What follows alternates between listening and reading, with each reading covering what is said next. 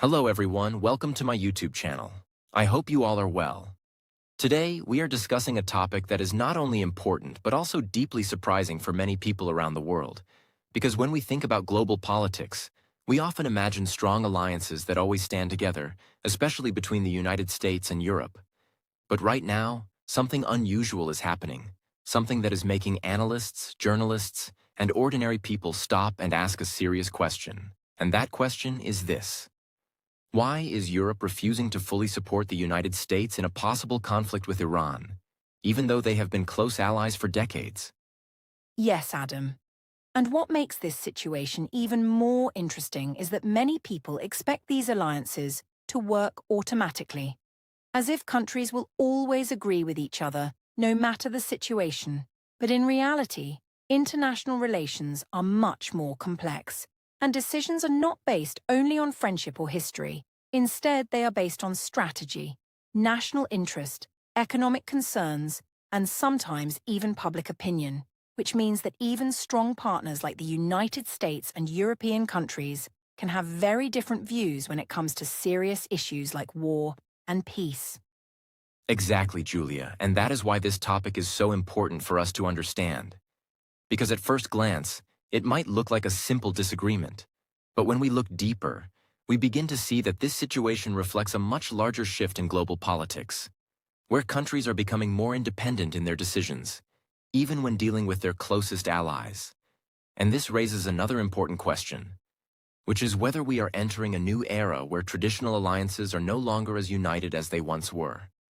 That is a very important point, Adam, because many people still think about global politics in a very simple way, where one group of countries always stands together against another. But the reality today is very different, because each country is thinking carefully about its own risks, its own economy, and its own future.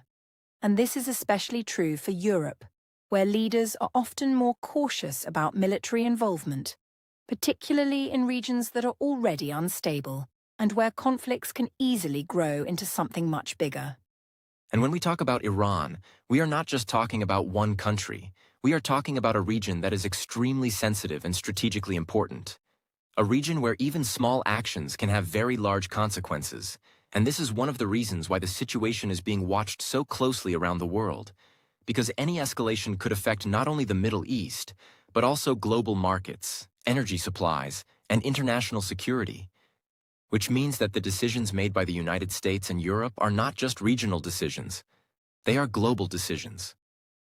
Absolutely, and this is why it is very important for our listeners to understand that Europe's position is not simply about refusing to support an ally, but rather about carefully considering the possible outcomes of such support. Because in modern international relations, supporting a military action is not just a political decision. It is also an economic decision, a social decision, and even a moral decision. And all of these factors are being discussed and debated within European countries right now. So in today's podcast, we are going to explore this topic step by step in a very simple and clear way, so that you can understand not only what is happening, but also why it is happening. Because understanding global events is not just about knowing the facts. It is about understanding the reasons behind those facts. And once you understand those reasons, you begin to see the bigger picture, which is something that many people miss when they only follow headlines or short news reports. That's right, Adam.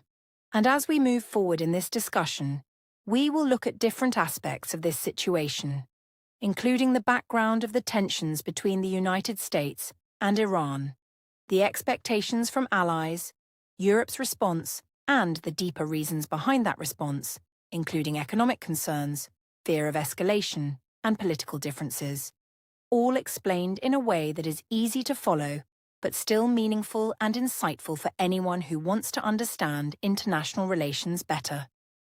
And one more thing that is very important to remember is that this podcast is not about saying who is right or who is wrong, because global politics is rarely that simple. Instead, our goal is to help you understand different perspectives, because when you understand multiple sides of a situation, you become a more informed and thoughtful thinker, and that is something that is very valuable, especially in today's world where information is everywhere but understanding is often limited. Exactly, and by the end of this episode, you will not only have a clearer understanding of why Europe is taking a different approach compared to the United States, but you will also gain a deeper insight into how global decisions are made and why countries sometimes choose caution over action, even when they are under pressure to act, which is a key lesson in understanding modern international relations. So let's begin this journey of understanding. Because what we are seeing today is not just a disagreement between allies. It is a reflection of a changing world. A world where decisions are more complex, risks are higher, and the balance between war and peace is more delicate than ever before. When we try to understand why Europe is hesitating to support the United States, the first thing we need to do is look carefully at what is actually happening between the United States and Iran right now. Because without understanding the background of this tension, it becomes very difficult to understand the decisions that different countries are making. And although many headlines use strong words like war, the reality is often more complex, because what we are seeing is not always a full-scale war, but rather a situation filled with rising tensions, military pressure, political disagreements, and strategic competition that can sometimes feel like a slow-moving conflict rather than a direct and open battle. Yes, Adam. And this is a very important point, because when people hear the word war, they often imagine large armies fighting openly. But in modern international relations, conflict can take many different forms, including economic pressure, cyber activities, military positioning, and indirect confrontations through other countries or groups. And this is exactly what makes the situation between the United States and Iran both serious and complicated. Because even without a full-scale war, the level of tension can still be very high and very dangerous. So if we look at the current situation in simple terms, we can say that the United States and Iran have serious disagreements over security, influence in the Middle East, and political power, and these disagreements have led to several incidents over time, including military movements in the region, attacks on strategic locations, and strong political statements from both sides, which increase pressure and create an environment where even a small mistake or misunderstanding could lead to a much larger conflict. And when we talk about key triggers, we should understand that these tensions do not come from just one single event, but rather from a combination of factors that have developed over time, including disagreements about nuclear programs, influence in countries like Iraq and Syria, and the presence of military forces in the region, all of which create a situation where trust is very low and suspicion is very high, making it very difficult for both sides to find common ground or peaceful solutions. Exactly, and another important factor is that both the United States and Iran see themselves as protecting their own interests, which means that each side believes its actions are necessary and justified, even if the other side strongly disagrees. And this difference in perspective is one of the main reasons why tensions continue to rise. Because when both sides feel that they are right, it becomes harder to reduce conflict and easier for situations to escalate. To understand this better, we also need to look at the history between these two countries, because their relationship has not always been this tense, but over the years, a series of political events, disagreements, and conflicts have created a long-standing rivalry that still affects decisions today.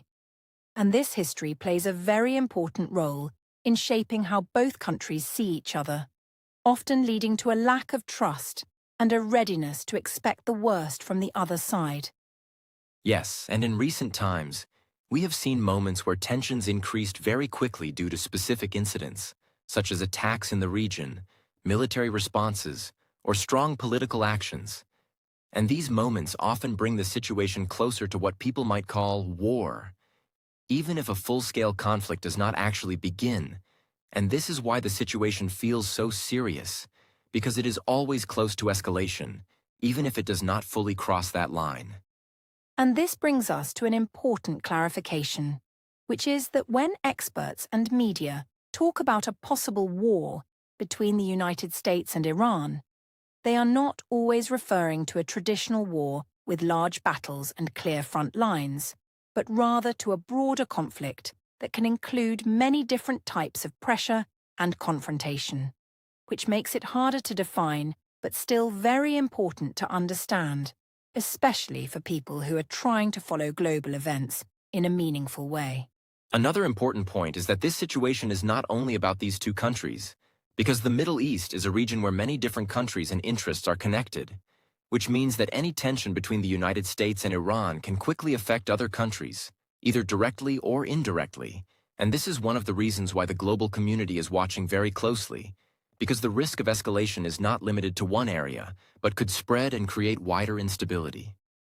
Yes, and this is exactly why many countries, especially in Europe, are very cautious, because they understand that even a small escalation could lead to larger consequences, including economic disruption, increased insecurity, and possible involvement of other global powers.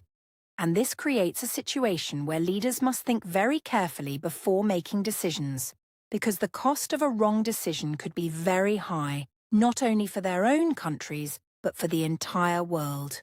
So when we look at the situation between the United States and Iran, we should not think of it as a simple conflict with a clear beginning and end, but rather as an ongoing tension that can change quickly depending on events, decisions, and reactions. And this is what makes it both difficult to predict and very important to understand. Because in today's interconnected world, even distant conflicts can have global effects. And for our listeners, the key idea to remember is that understanding this background helps explain why different countries respond in different ways.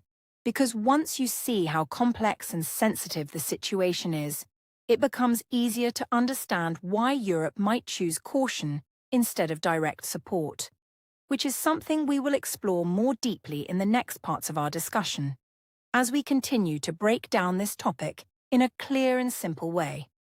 When we now shift our focus to the position of the United States, it becomes much easier to understand why Washington is actively seeking support from its allies.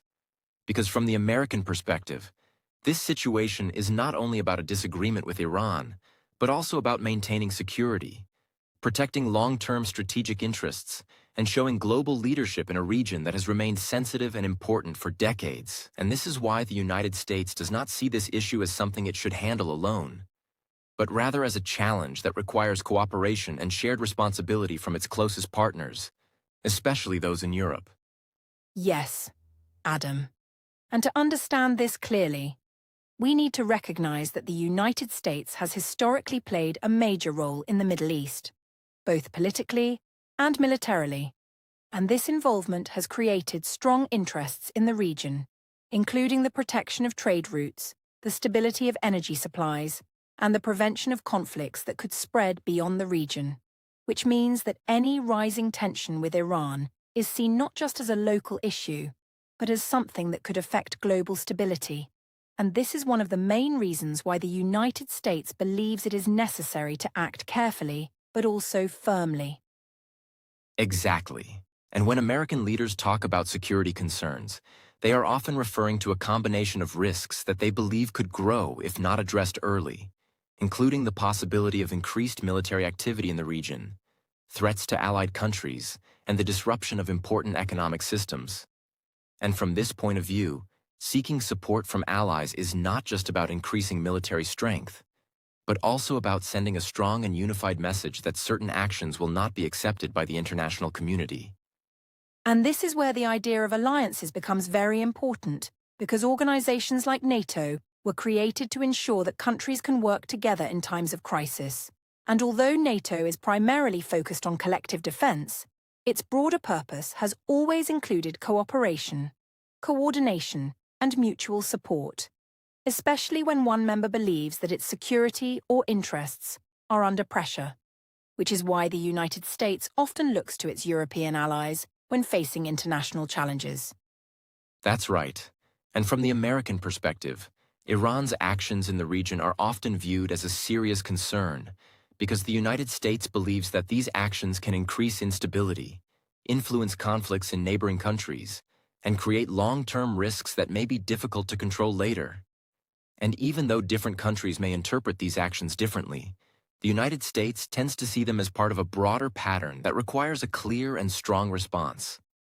At the same time, it is also important to understand that the United States does not only seek support for practical reasons like military strength or economic pressure, but also for political legitimacy, because when multiple countries stand together on an issue, it sends a message that the response is not just based on one country's interests, but is supported by a wider international agreement. And this kind of backing can make actions more acceptable on the global stage and reduce criticism from other parts of the world. Yes, and legitimacy plays a very important role in modern international relations, because acting alone can sometimes create the impression of unilateral decision-making, while acting together with allies shows cooperation and shared responsibility. And this is why the United States often prefers to build coalitions or gain support from partners before taking major steps, especially in situations that could lead to conflict or long-term consequences. Another key point to consider is expectation, because the relationship between the United States and Europe is not new or temporary.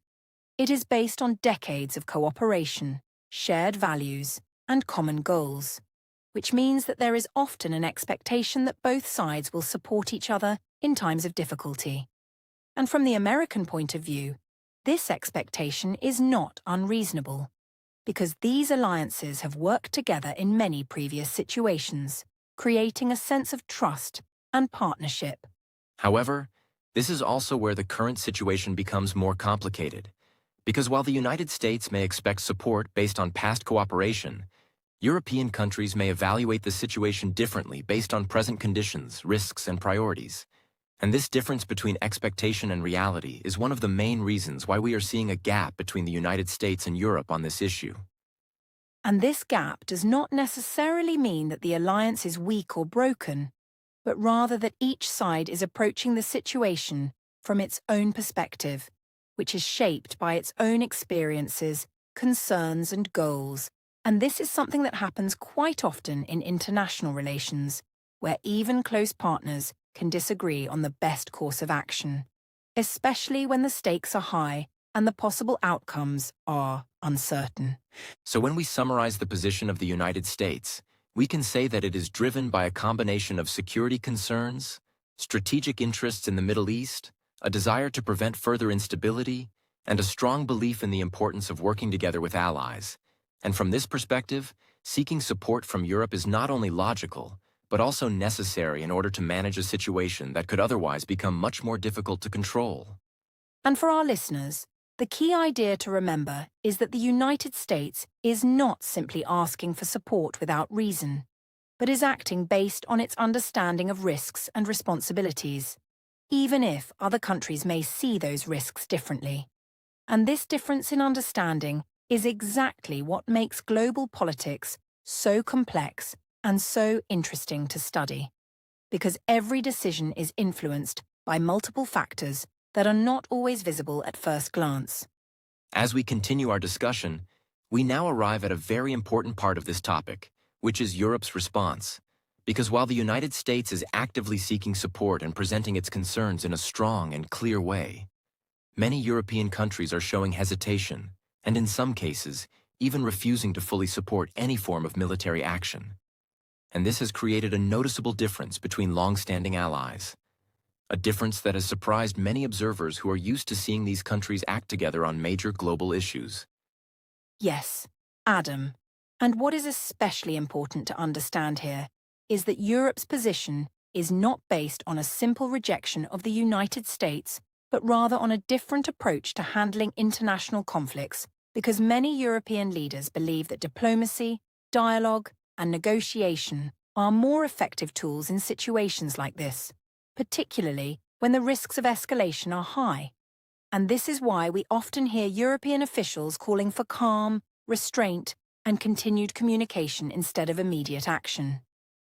Exactly. And when we say that Europe is hesitant or refusing to fully support the United States, we need to be very clear about what that means, because it does not necessarily mean that Europe agrees with Iran or supports its actions, but rather that Europe is choosing a different path, a path that focuses more on reducing tension rather than increasing pressure.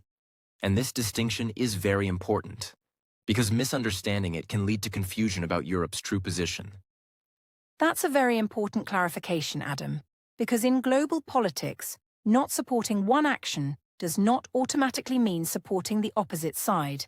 And in this case, Many European countries are trying to maintain a balanced position, where they express concern about the situation, but also avoid taking steps that could lead to further escalation, which shows that their priority is stability rather than confrontation. Another key point to consider is that Europe itself is not a single unified voice, because it is made up of many different countries, each with its own government, its own policies, and its own interests. And this means that while some countries may be more supportive of the United States, others may be more cautious, creating a situation where Europe as a whole appears divided, even though all countries are trying to act in what they believe is their best interest.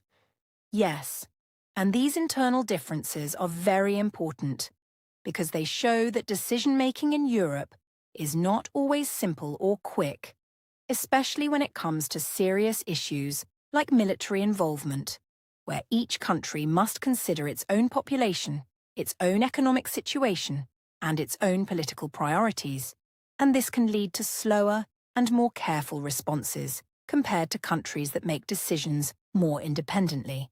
And when we look at official statements from European leaders, we often notice a consistent message, which is the importance of restraint, de-escalation, and diplomacy.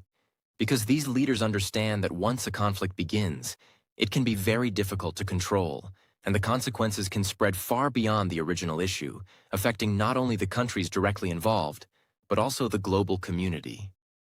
Absolutely, and this focus on restraint is not a sign of weakness, as some people might think, but rather a reflection of experience, because Europe has a long and complex history with conflict, and many countries have learned through that history that avoiding war is often more beneficial than entering it, especially when the situation is uncertain and the risks are high, which is exactly the case in the current tensions between the United States and Iran. Another important aspect of Europe's approach is the belief that dialogue can still play a role, even in difficult situations, because keeping communication open allows for the possibility of reducing tension and finding solutions without violence. And this is why European countries often support diplomatic efforts, international agreements, and negotiations, even when progress seems slow or challenging. And this is also connected to the idea that modern conflicts are not always solved through force, because in today's interconnected world, the consequences of military action can be very wide, affecting economies, political relationships, and global stability. And this makes many European leaders more cautious about supporting actions that could lead to unpredictable outcomes. So when we look at Europe's response as a whole, we can see that it is based on caution, careful thinking, and a strong preference for peaceful solutions, even if that means disagreeing with a close ally. And this shows that international partnerships are not always about agreement, but sometimes about having the confidence to take a different approach when necessary.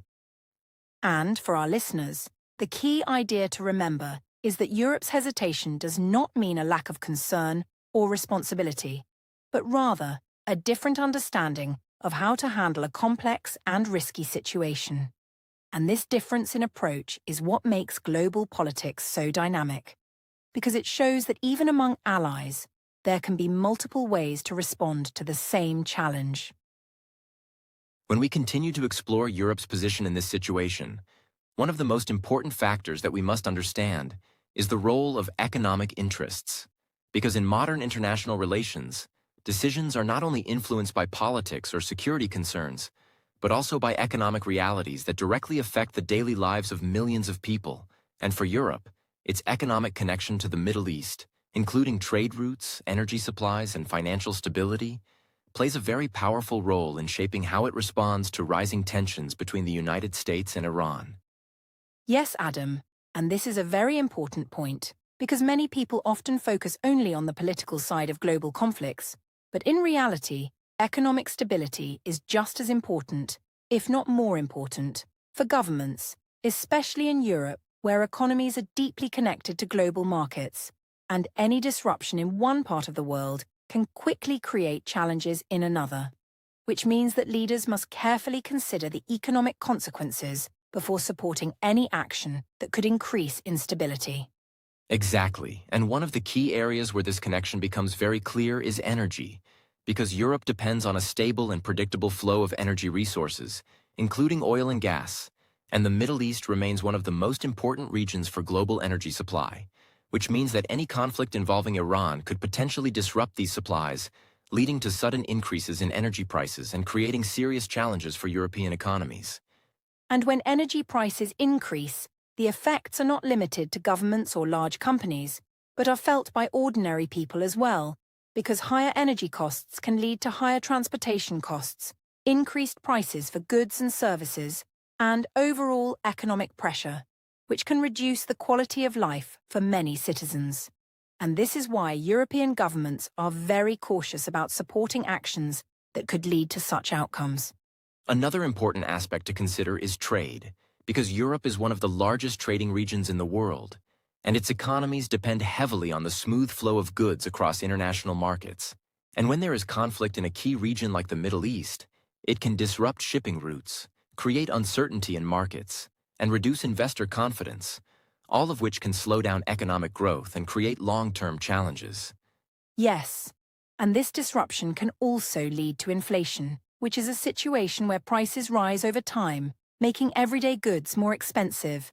And inflation is something that many countries have been trying to control carefully, so any event that increases inflation, such as a conflict that disrupts energy or trade, becomes a serious concern for policymakers, because it directly affects both economic stability and public satisfaction. And when we combine all these factors together, including energy dependence, trade connections, and the risk of inflation, we begin to see a clear picture of why Europe places such a high value on stability. Because stability allows economies to grow, businesses to operate normally, and people to live without sudden financial pressure, while conflict creates uncertainty, risk, and disruption, which can be very difficult to manage once it begins. This is why many European leaders believe that avoiding conflict is not only a political decision, but also an economic necessity. Because even a short period of instability can have long-lasting effects on markets' employment and overall economic health, and this makes them more cautious when considering whether to support actions that could increase tensions in an already sensitive region. Another important point is that Europe has already faced economic challenges in recent years, including periods of inflation and energy uncertainty, which means that governments are now more careful than ever when making decisions that could add further pressure. And this experience has taught them that economic resilience is something that must be protected, especially in a world where unexpected events can quickly change the situation.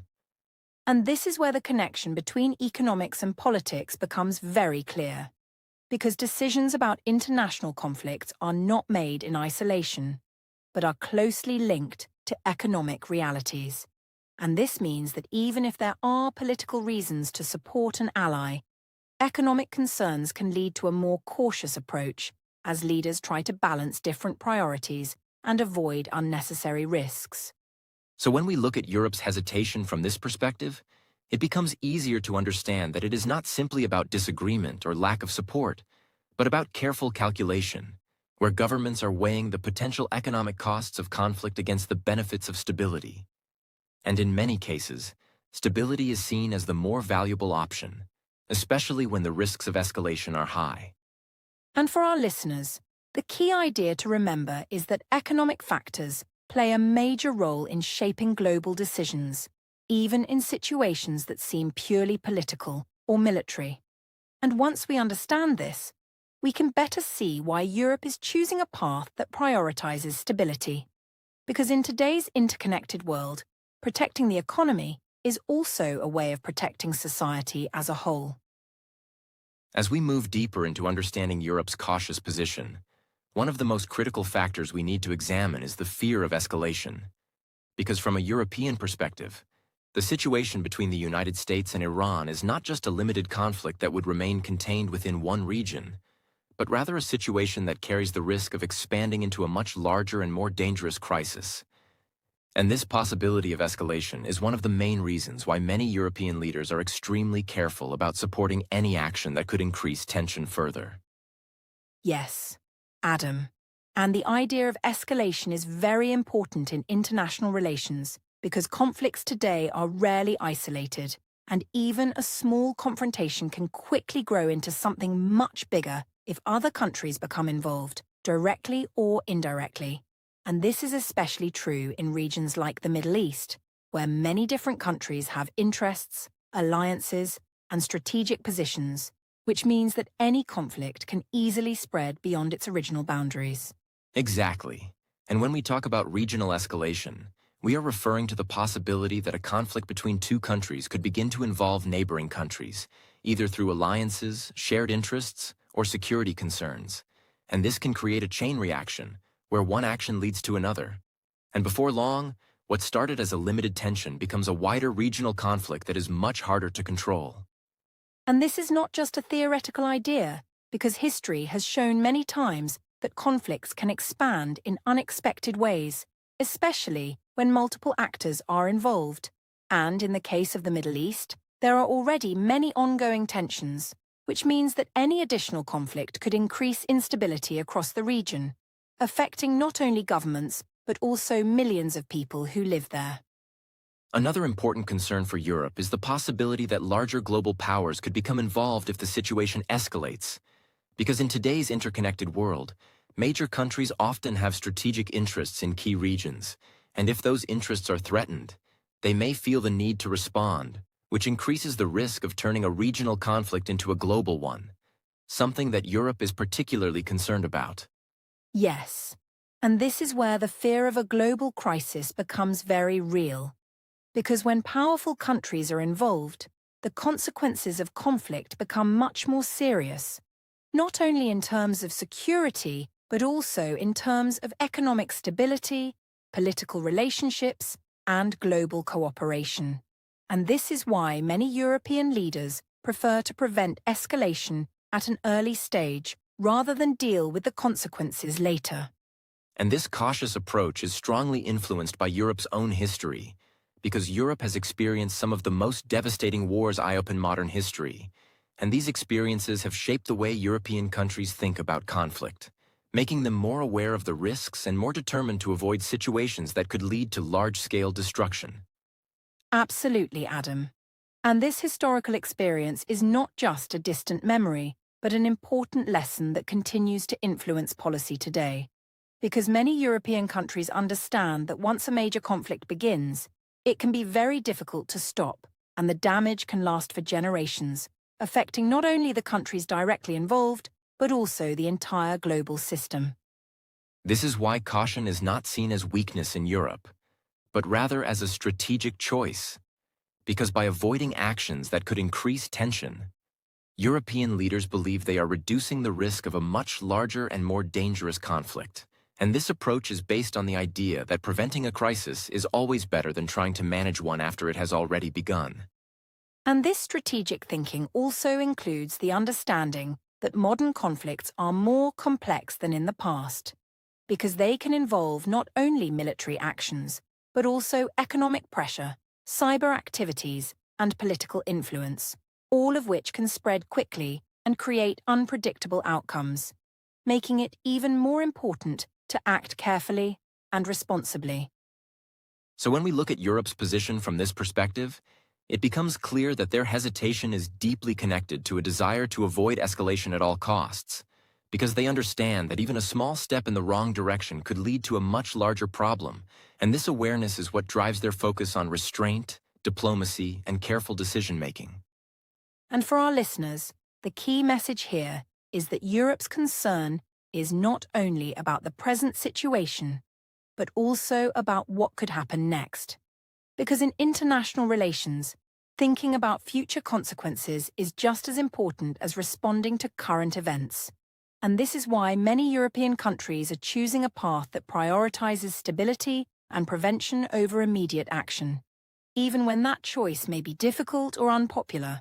When we now turn our attention to another very important factor behind Europe's cautious approach, we begin to see the powerful role of public opinion, because in many European countries, governments do not make decisions in isolation, but instead operate within democratic systems where the voices, concerns, and attitudes of ordinary citizens play a major role in shaping policy, especially when it comes to sensitive issues like war, peace, and international involvement, which means that leaders must always consider how their decisions will be viewed and accepted by the people they represent. Yes, Adam. And this is especially important in Europe, where democratic traditions are strong and public engagement in political issues is quite active, because citizens often follow global events closely, discuss them openly, and express their opinions through elections, media, and public conversations. And when it comes to the idea of military conflict, many people across Europe tend to be cautious or even opposed, particularly if the situation is complex and the outcomes are uncertain, which is exactly what we are seeing in the current tensions involving the United States and Iran. And this opposition to war is not something new, but rather something that has developed over time, influenced by historical experiences, social values, and a strong preference for peaceful solutions. Because many Europeans believe that conflict should always be the last option, not the first. And this belief creates a situation where governments must think very carefully before supporting any form of military action, especially if there is no clear and immediate threat to their own countries. At the same time, we can also see this public opinion expressed through protests and demonstrations, where people gather to show their concerns about possible conflicts. And although these protests may differ in size and intensity from country to country, they send a clear message that many citizens prefer diplomacy and stability over confrontation. And this kind of visible public response can have a strong influence on political leaders who understand that ignoring such concerns could lead to political consequences. Another important aspect is the role of political debate within European countries. Because in democratic systems, decisions are often discussed openly in parliaments, media platforms, and public forums, where different opinions are presented and examined. And this creates a more cautious decision-making process, because leaders must justify their choices not only to other politicians, but also to the general public, which increases the level of responsibility and transparency. Yes, and when we compare this with the United States, we can sometimes notice differences in public attitudes, because while there is also debate in the United States, the perspectives on international involvement and the use of military power can vary, influenced by different historical experiences, political cultures, and national priorities. And these differences help explain why public opinion in Europe may lead to more cautious policies compared to the expectations of the United States. And it is important to understand that these differences do not mean that one approach is better than the other, but rather that each society responds to global issues based on its own values and experiences, which means that public opinion becomes a reflection of those deeper factors, shaping how governments act and how they respond to requests from allies or international partners. This connection between public opinion and government action is a key feature of democracy, because leaders are elected to represent the people, and if they make decisions that strongly go against public sentiment, they may face criticism, loss of support, or even political change, which creates a strong incentive to align policies with the preferences of the population, especially on major issues like war.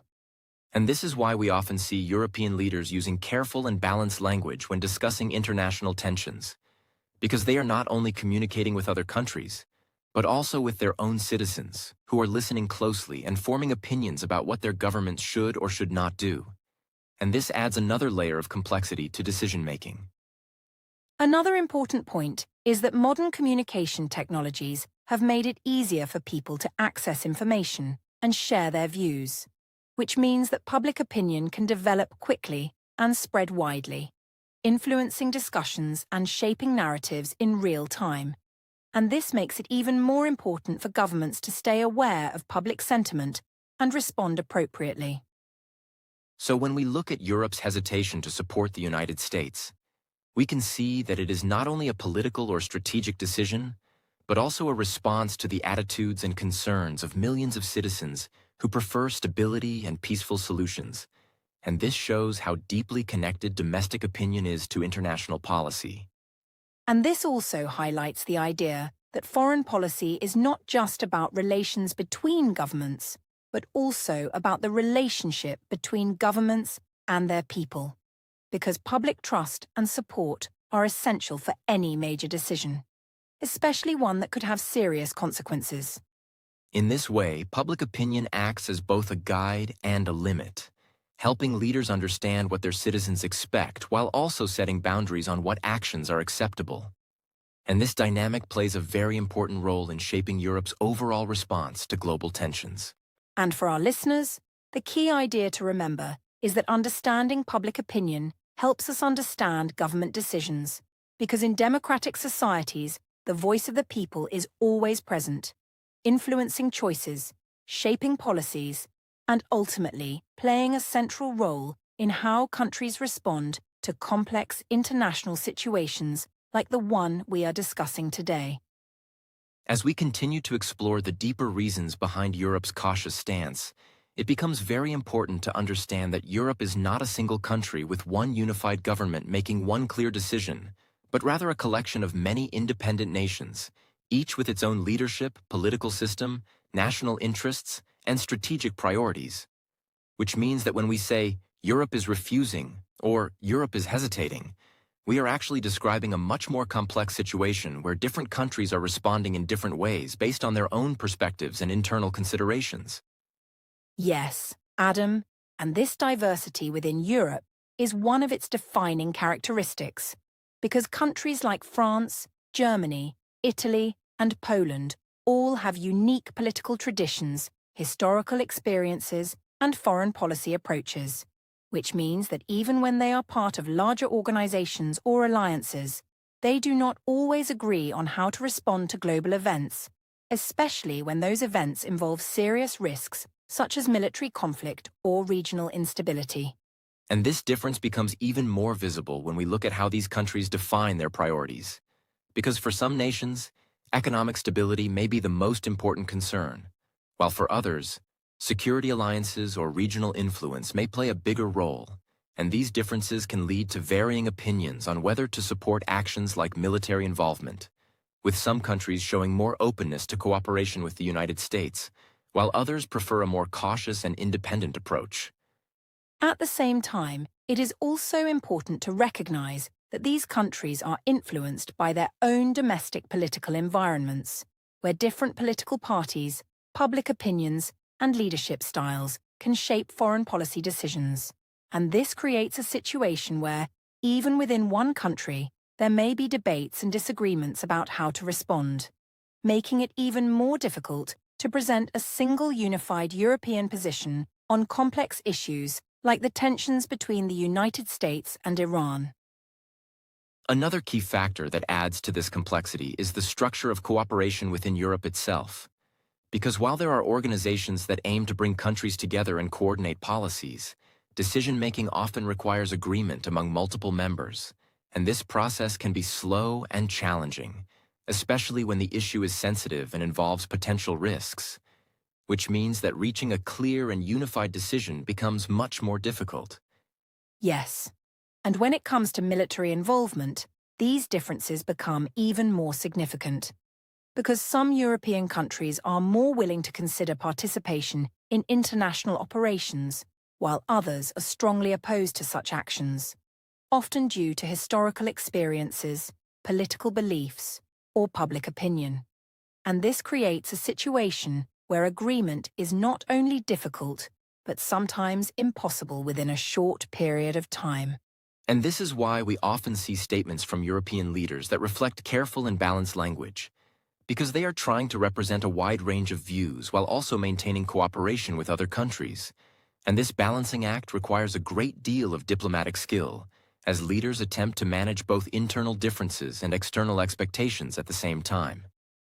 Another important aspect to consider is that Europe's diversity can actually be both a strength and a challenge. Because while multiple perspectives allow for more thoughtful and comprehensive discussions, they can also slow down decision-making and create disagreements, especially when the situation requires quick and decisive action, which is often the case in international crises. And when we connect this to the current situation, we can see that the lack of full unity in Europe is not necessarily a sign of weakness, but rather a reflection of its complex structure, where each country has the right to make its own decisions, even when those decisions differ from the expectations of allies or partners, including the United States.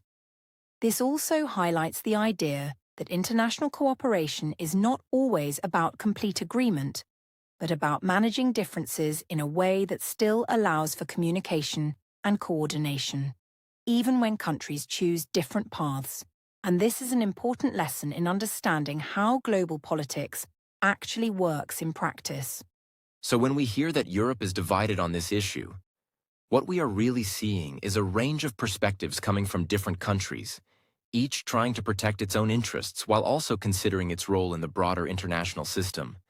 And this creates a dynamic situation where decisions are influenced by multiple layers of discussion and negotiation. And for many observers, this can seem confusing because it is easier to think of regions as unified groups. But the reality is much more detailed and complex, especially in Europe, where history, culture, and politics all play a role in shaping how countries respond to global challenges.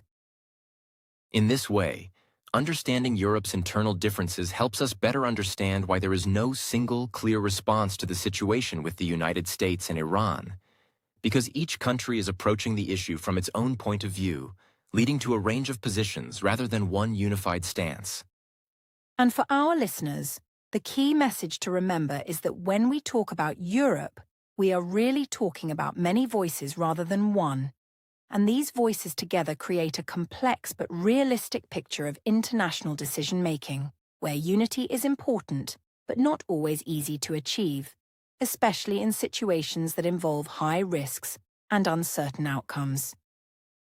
As we move into the broader implications of this situation, it becomes clear that the differences between the United States and Europe are not just about one specific event or one particular region, but instead reflect a deeper shift in global politics. Because when long-standing allies begin to respond differently to the same international crisis, it raises important questions about the future of alliances, cooperation, and shared decision-making in a world that is becoming increasingly complex and interconnected. Yes, Adam. And this situation is being closely observed by many other countries around the world. Because when major powers like the United States and European nations show differences in their approach, it sends signals to the international community about how flexible or how unified these alliances really are. And this can influence how other countries position themselves, how they build their own partnerships, and how they plan their foreign policies in response to changing global conditions. Exactly. And international alliances have traditionally been built on trust, shared values, and mutual interests. But when disagreements arise on important issues such as military involvement, it can create uncertainty about how strong those alliances truly are, and whether they will always respond in a coordinated way during future crises, which is something that both allies and observers pay close attention to when analyzing global stability. At the same time, this does not necessarily mean that alliances are weakening, but rather that they are evolving. Because in today's world, countries are more independent in their decision-making, and even within alliances, members may choose different strategies based on their own national interests, economic conditions, and public opinions, which reflects a more multipolar world where influence is shared among several actors rather than concentrated in one or two powers. And this idea of a multipolar world is very important, because it suggests that global power is no longer dominated by a single group of countries acting in complete unison, but instead is distributed among multiple regions and nations that interact with each other in more dynamic and sometimes unpredictable ways. And this creates a situation where cooperation becomes more complex, but also more necessary than ever before. Yes, and when other countries observe the differences between the United States and Europe, they may begin to adjust their own strategies accordingly, either by strengthening their relationships with certain partners, maintaining neutrality, or exploring new alliances. And this shows how the actions of major powers can have a ripple effect across the entire international system, influencing decisions far beyond the immediate situation. Another important point is that this kind of divergence can influence how future conflicts are approached, because if allies are not fully aligned on one issue, it may lead to more discussions, negotiations, and careful planning before any collective action is taken. And this could either slow down responses or encourage more diplomatic solutions, depending on how countries choose to manage their differences. And in some cases, this may actually lead to a greater emphasis on diplomacy, because when military options are not fully supported by all partners, countries may be more inclined to explore alternative approaches such as negotiations, mediation, or international agreements, which can help reduce tensions and prevent conflicts from escalating into larger crises. At the same time, it is also possible that these differences could create challenges in coordination during future emergencies. Because if allies have different views on how to respond, it may take longer to reach agreements. And in situations where time is critical, this delay could affect the effectiveness of the response, highlighting the importance of communication and compromise within international partnerships. This is why many experts believe that diplomacy is becoming even more important in modern global politics. Because as the world becomes more interconnected, the impact of decisions in one region can quickly spread to others, and maintaining open lines of communication between countries helps reduce misunderstandings, build trust, and create opportunities for peaceful solutions even in difficult situations. And when we think about the long-term implications, we may see gradual changes in how alliances operate, with more emphasis on flexibility, consultation, and shared responsibility, rather than automatic agreement on every issue. And this could lead to a more balanced but also more complex system of international relations where cooperation still exists, but with greater attention to individual national perspectives. Yes, and this balance between unity and independence is something that many countries are trying to manage carefully. Because while alliances remain important for security and stability, countries also want to maintain control over their own decisions, especially when those decisions involve significant risks or consequences.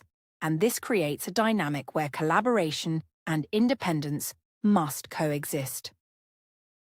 So overall, what this situation tells us about global politics is that the world is changing, alliances are evolving, and countries are becoming more thoughtful and selective in their decisions, which means that understanding international relations today requires looking beyond simple assumptions and recognizing the complexity of interactions between different nations and regions.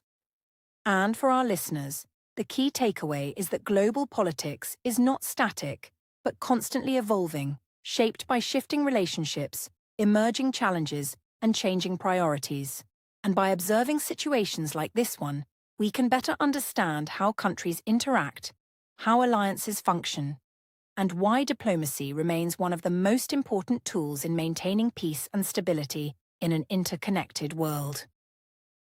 As we move beyond the immediate discussions and conclusions, it is important to look ahead and consider what the future of global politics might look like. Because the current situation is not an isolated event, but part of a much larger pattern of shifting influence, changing alliances, and evolving strategies that continue to shape the international system in subtle but significant ways. And understanding these patterns can help us anticipate how global relationships may develop in the coming years. When we observe global trends carefully, we can see that power in the international system is not static, but constantly moving and adjusting based on economic strength, military capability, technological advancement, and diplomatic influence, which means that countries are always adapting their strategies in response to both opportunities and challenges. And this continuous adaptation plays a key role in maintaining balance or creating tension among nations. Another important factor to consider is that emerging economies and regional powers are becoming more influential in global decision-making, which adds new dimensions to international relations, because the world is no longer dominated by only a few major players, but instead includes multiple actors who contribute to shaping outcomes, forming partnerships, and influencing global discussions in ways that were not as prominent in previous decades. At the same time, technological advancements are also transforming how countries interact with one another, as communication, intelligence gathering, cybersecurity, and digital infrastructure all play increasingly important roles in national security and economic competitiveness, which means that modern power is no longer defined only by traditional military strength, but also by technological leadership and innovation capacity. This evolving landscape also highlights the importance of flexibility in foreign policy, because countries that are able to adapt quickly to changing circumstances are often better positioned to protect their interests and maintain stable relationships, while those that rely on rigid strategies may find it more difficult to respond effectively to unexpected developments in the global environment. In addition, global challenges such as economic instability, regional conflicts, climate-related risks, and energy concerns require cooperation among multiple nations, which encourages dialogue and coordination, even among countries that may not always share the same perspectives, demonstrating that interdependence remains a defining feature of the modern world. And when countries engage in cooperation, they often create frameworks, agreements, and institutions designed to manage disagreements and reduce the likelihood of escalation, which shows that diplomacy is not only about resolving conflicts after they arise, but also about preventing conflicts through communication, trust building, and shared understanding. However, despite these efforts, disagreements are still inevitable, because each country must prioritize its own national interests, and these interests do not always align perfectly with those of others, which means that tensions can emerge even in relationships that are generally cooperative, highlighting the importance of ongoing negotiation and compromise in maintaining balance. Looking forward, one of the most significant questions is how existing alliances will evolve over time, especially as global conditions change and new priorities emerge, because alliances are not fixed structures, but dynamic relationships that can strengthen, weaken, or shift, depending on strategic needs, leadership decisions, and external pressures. We may also see increased emphasis on regional partnerships, where countries within specific geographic areas work more closely together to address shared challenges, which can complement broader international alliances, while also allowing nations to focus on issues that are most relevant to their immediate environment and regional stability. Another point worth considering is the role of public opinion in shaping foreign policy, as governments often take into account the views and concerns of their citizens when making decisions, especially in democratic systems, where leadership must balance international responsibilities with domestic expectations, creating an additional layer of complexity in the decision-making process. And as global awareness continues to grow through media, education, and digital platforms, people around the world are becoming more informed about international events, which can influence how societies perceive global issues and how governments communicate their policies, ultimately contributing to a more interconnected and informed global community.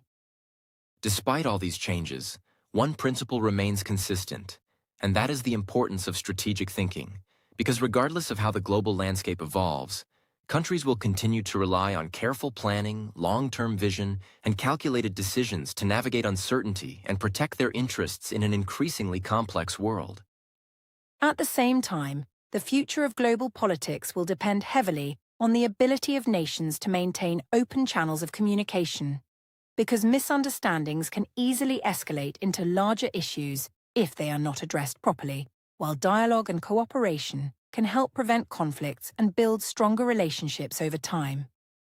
So, when we consider everything together, it becomes clear that the future of global balance will not be defined by a single event or decision, but rather by a continuous process of interaction, adaptation, and negotiation among nations, where each move contributes to a larger and constantly evolving global picture. As we reach the final part of our discussion, it is important to step back and reflect on the key lessons that we have explored throughout this episode, because when we look at the situation between the United States, Europe, and Iran, one of the most important things we can clearly understand is that even strong and long-standing allies do not always agree on how to respond to global challenges. And this is not unusual in international relations, but rather a natural outcome of different national interests, historical experiences, and strategic priorities that shape each country's approach to complex situations. Yes, Adam, and another key lesson we can take from this discussion is that in global politics, decisions are rarely based on emotions alone, because while public statements may sometimes sound strong or urgent, the actual decision-making process behind the scenes is usually careful, analytical, and based on long-term considerations, where leaders evaluate risks, potential outcomes, and possible consequences before choosing a course of action. which shows that strategy often plays a more important role than immediate reactions or emotional responses. Exactly, and this is why global decisions are often much more complex than they appear at first glance. Because what may look like a simple disagreement between countries is actually the result of multiple factors working together at the same time, including political interests, economic conditions, security concerns, public opinion, and historical relationships, all of which must be considered before any final decision is made, making international relations a highly layered and interconnected field. Another important reflection is that peace is not always the result of inaction, but often a strategic choice made after careful consideration of the risks involved. Because in many cases, choosing not to escalate a situation is actually a deliberate decision aimed at preventing greater harm, maintaining stability, and protecting long-term interests, which means that restraint can sometimes be just as powerful as action when it comes to managing international conflicts.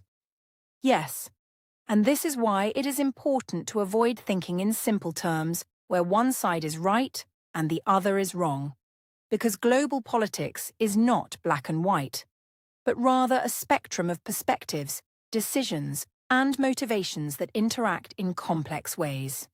And understanding this complexity helps us become more informed and balanced thinkers, especially when following international news or analyzing global events. And when we develop this kind of awareness, we are better equipped to think critically about the information we receive, instead of accepting headlines at face value, because deeper understanding allows us to ask important questions, consider different angles, and recognize that behind every major decision, there are multiple factors that influence the final outcome, even if those factors are not always visible to the public. This awareness also helps us appreciate the importance of communication and diplomacy in international relations. Because when countries engage in open dialogue and try to understand each other's concerns, they create opportunities to reduce tension and find common ground, even in situations that initially seem very difficult, which highlights the value of cooperation and mutual understanding in maintaining global stability. So as we conclude this episode, we can summarize that the situation we discussed is not just about one conflict or one disagreement, but about the broader dynamics of how countries interact, how alliances function, and how decisions are made in a complex and interconnected world, where multiple interests must be balanced, and where careful thinking often matters more than quick reactions. And for our listeners, the most important message to take away is that global politics requires patience, understanding, and a willingness to look beyond assumptions, because only by exploring different perspectives can we truly understand why countries act the way they do, and how those actions shape the world we live in today and the future that is still unfolding. If you found this discussion helpful, remember that staying informed is one of the best ways to understand the world around you, because knowledge gives you the ability to think clearly, analyze situations more effectively, and form your own well-reasoned opinions based on facts rather than assumptions. And with that, we hope this episode has helped you see this topic from a clearer and more balanced perspective. And we encourage you to continue exploring, learning, and staying curious about global events, because understanding the world is not something that happens all at once, but something that grows step by step over time.